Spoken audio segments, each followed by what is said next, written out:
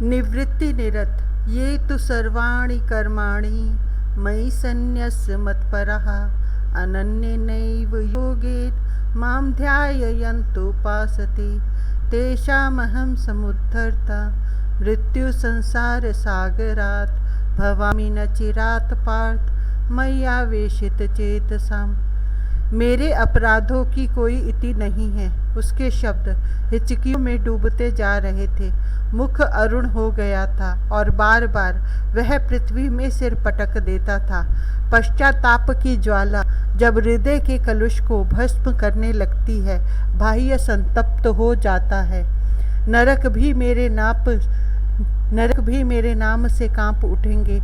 मैं आया था श्री विग्रह के रत्न अलंकार अपहरण करने। शिष्य वर्ग ने घृणा से मुख फेर लिया। श्री विग्रह के आभूषणों की चोरी करने जो आया था, वह अधम तस्कर उनकी दृष्टि में किसी परिताप या दंड से शुद्ध नहीं हो सकता। आचार्य ने पुनः अपना वरद हस्त उस लोह पुरुष के मस्तक पर रख दिया, जो शिशु की भांति उनके श्रीपदों में फूट फूट कर क्रंदन कर रहा था। तुम व्यर्थ संतप्त होते हो वत्स। प्रभु तो सबके परम पिता हैं। यदि तुमने अपने ही पिता की संपत्ति लेने का संकल्प किया तो कौन सा अपराध हो गया। सर्वात्मा के भोले शिशु तुम्हारे दयालु पिता के समीप इनसे भी बहुमूल्य रत्न है। उन अखिलेश को ही प्राप्त करने के बदले तुम कुछ कंकड़ों पर क्यों संतुष्ट होना चाहते हो। आप मुझे शाप दें भगवान। अनुग्रह का यह असीम भार मेरे पापी प्राण सह न सकेंगे। उसने अपने सुगठित सबल करों में दोनों चरण पकड़ लिए। इस अधम वेंकट का नाम आपने सुना होगा। हिंसा, चोरी और अनाचार, बस इसी से यह पिशाच बना है। एक वैश्या को प्रसन्न करने के लिए आपके श्री विग्रह के आभूषण करने आया था, और यदि कोई प्रतिरोध करे, दूर पड़े खड़ग की और उसने दृष्टि के शस्त्र पहले ही नोच फेंका था उसने। साहसिक वेंकट शिष्य चौंके। भय, आश्चर्य एवं आशंका से उनके नेत्र विस्फारित हो गए। जिसका आतंक आज राज्य के अधिकारियों तक को व्यवस्थित निद्रा नहीं आने देता, वह इस प्रकार कातर हो रहा है। बटी हुई रस्सी के समान गठीला कृष्ण वर्ण शरीर, लाल लाल नेत्र और रुक्ष केश, वह देखते ही आतंक उत्पन्न करता था।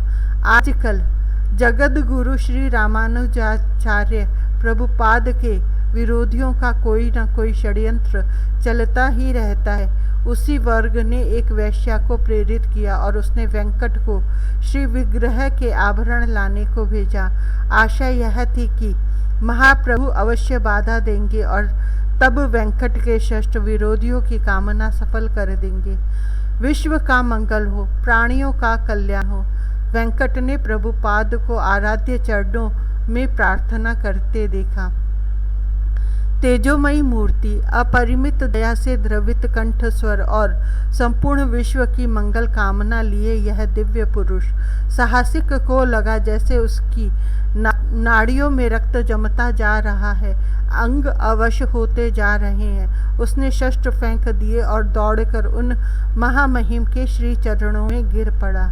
मैंने तुम्हारा नाम सुना है। आचार्य का कंठस्वर स्नेह स्निग्ध था। मैं नहीं समझता कि तुम इतने कातर क्यों हो रहे हो। श्री रंगनाथ की करुणा का पारावार अपार है। उनके सम्मुख सभी एक समान शिशु हैं। अपराध जैसी कोई वस्तु नहीं उन दयामय की दृष्टि में। अपने को उनके चरणों में समर्पित कर दो, वे तुम्हें स्वीकार करेंगे।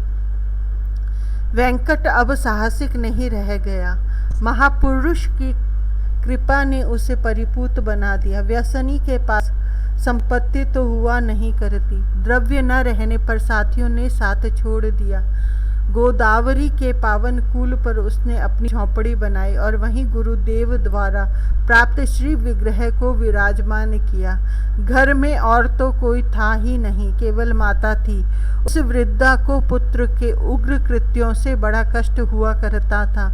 उसे सदा भय रहता था कि वेंकट को किसी दिन राजपुरुष शूली दे देंगे।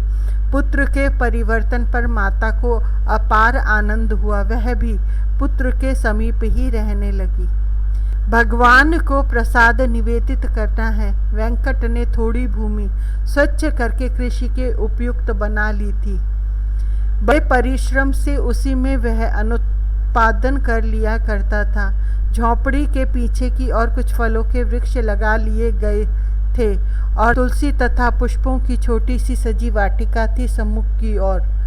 वह झोंपड़ी एक आश्रम की भांति मनोरम हो गई थी। आज एकादशी है और आज गोपाष्टमी। बड़े उत्साह से प्रायः सभी पर्व मनाए जाते थे। माता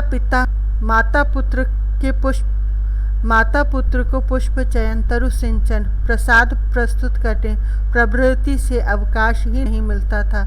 वे श्री हरि का सुमधुर नाम गायन करते और पूजा के उपकरणों के सज्जित करने में लगे रहते। कृषि, उपवन, स्नान, भोजन सब तो पूजा के लिए ही हो गया था। प्रायः संत पधारते थे। महात्मा भी तो विशुद्ध अन्न अन्वेषण करते हैं। वेंकट की झोंपड़ी अपने उन्मुक्त हृदय से स्वागत करती। कथा, कीर्तन तथा भगवद गुणानुवाद से समीप के ग्रामवासी भी अपने श्रवण परिपूत कर जाते कि दिन जिनका नाम लोगों को भय से द्वार बंद करने को विवश कर देता था, आज प्रत्येक द्वार उसका स्वागत करने को उत्सुक रहता है। कहाँ है वेंकट भाई को अवकाश अपनी अर्चना से कि वे किसी का अनुरोध मान सके। बेटा, वृष्टि का जल खेतों से निकल जाएगा, मेड़ बांधने नहीं जाएगा क्या? वृद्धा माता बहुत देर तक प्रतीक्षा करने के पश्चात आई थी पुत्र को सावधान करने कि भगवान को शयन करा के जाता हूँ। वेंकट ने आरती उठाई तो पता ही नहीं लगा कि हाथ के प्रदीप की ज्योति कृत समाप्त होने के कारण कब शांत हो गई। बाहर प्रबल वर्षा हो रही थी। बूंदों के शब्द में एक अव्यक्त नाम ध्वनि का आभास हुआ और वे मग्न हो गए।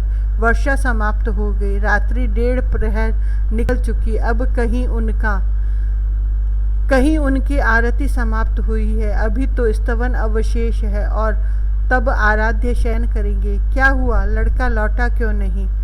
वृद्धा ने अंत में प्रदीप उठाया। भूमि कीचड़ से भर गई थी। मेंढकों का अखंड नाद कड़ों को अभ्यस्त हो चुका था, किंतु जिलनी और एवं चेटक की झंकार अब भी व्याकुल करती थी। कहीं कहीं पानी में नालियों में से बह रहा था।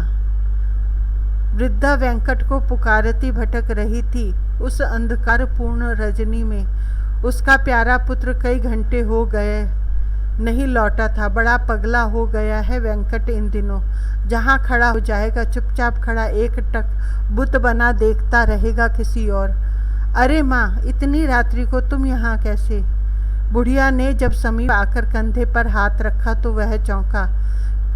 खेत का जल नाली से चला जा रहा था। उसने संभवतः थोड़ी मिट्टी पहले डाली है। उस मिट्टी का एक छोटा अंश प्रवाह में बराबर छोटा होता जा रहा है। पता नहीं क्या देखने लगा वह उस प्रवाह में और फावड़े पर रख झुका है कब से। तू क्या कर रहा है? माता ने स्नेहपूर्वक डांटा। चलो घर चले। झटपट 2-3 हाथ चलाकर पानी बंद कर दिया उसने फावड़े से। पर्याप्त मिट्टी डालकर पैरों से नई मिट्टी को दबाकर अपने खेत में हाथ पैर धोए और माता के साथ वह घर को लौट चला। इस प्रकार कहीं खेती हुआ करती है? प्रातः पूजा करने बैठे तो मध्याह्न हो गया और सूर्यास्त से पूर्व ही पुनः स्नान कर लेना है। विवश होकर बैल पड़ोसी को दे दिए। ब्राह्मण को कोई भी 2 रोटी का आटा दे देगा। पेट के लिए पूजा अर्चा में व्याघात पड़े, यह सही नहीं था। कृषि छोड़ देने से पूजा के लिए पर्याप्त समय मिलने लगा। माता निश्चिंत हुई। अब पुत्र घर में तो रहेगा। वह इतना बेसुध रहने लगा है और घर से बाहर रहने पर माता उसी की चिंता से आकुल रहा करती थी। अरे, स्नान नहीं कराओगे प्रभु को? वेंकट ने बड़ा सुंदर पुष्पहार देखा और उठा लिया चढ़ाने के लिए। अभी तो प्रभु ने स्नान नहीं किया है, निर्माल्य भी उतारा नहीं गया है। वृद्धा को चिंता होने लगी है। अवश्य उसके वेंकट को कोई रोग हो गया है। उसे न अपने वस्त्रों का पता रहता और न भोजन आदि का। पूजा भी वह विधि पूर्वक कर नहीं पाता है। माँ, तुम ही अब पूजा कर दिया करो। लज्जित होकर माल्य उसने नीचे रख दिया। पुष्प वाटिका वृद्धा माता सींचती है, वही पुष्प चयन करती है, माल्य निर्मित करती है, गृह स्वच्छ करके प्रसाद बनाती है। पार्षद भी उसे ही मलने पड़ते हैं। अब पूजा भी उसे ही करनी पड़ेगी। भगवान उसके पुत्र को ठीक कर दे। वह सावधान रहने लगे। करने को तो वह और भी बहुत कुछ कर लेगी। पूजा भी छूटी। अब वह भगवान के सम्मुख चुपचाप बैठा रहता है, उन्हीं की ओर देखा करता है, कभी कभी रोने लगता है। माता जब प्रसाद ग्रहण करने का आग्रह करती है तो उठकर प्रसाद ले लेता है। प्रातः यदि उसे माता स्नान करने को नित्य सावधान न करे तो संभव है वैसे ही जाकर श्री विग्रह के सम्मुख बैठ रहे। जब रात्रि में प्रभु का शयन हो जाता है, चुपचाप जाकर अपने आसन पर पड़ रहता है। उत्सव अब भी होते हैं, अतिथि अब भी आते हैं, सबके सत्कार के लिए सामग्री भी श्रद्धालु जन दे ही जाते हैं। सब होता है, किंतु वृद्धा को शांति नहीं। उसका पुत्र सबसे तटस्थ गुमसुम बैठा जो रहता है, वह प्रत्येक आगत संत से रोकर प्रार्थना करती है, मेरे पुत्र की यह उदासीनता किसी प्रकार दूर हो जाए। उसे तब आश्चर्य होता है एवं रोष भी आता है जब कोई साधु कहता है कि तुम्हारे पुत्र की दशा बहुत अच्छी है। वेंकट की उदासीनता बढ़ती जा रही थी। माता को स्नान, भोजन एवं शयन के लिए उसे हाथ पकड़कर उठाना पड़ता। वह स्नान करते करते खड़ा हो जाता या भोजन करते करते हाथ रोककर किसी चिंता में लग जाता। माता उसे सावधान करती। वैद्य तो कोई रोग बता सकने में असमर्थ रहे और झाड़ फूंक का कोई लाभ ना हुआ। माता की चिंता बढ़ती जा रही थी।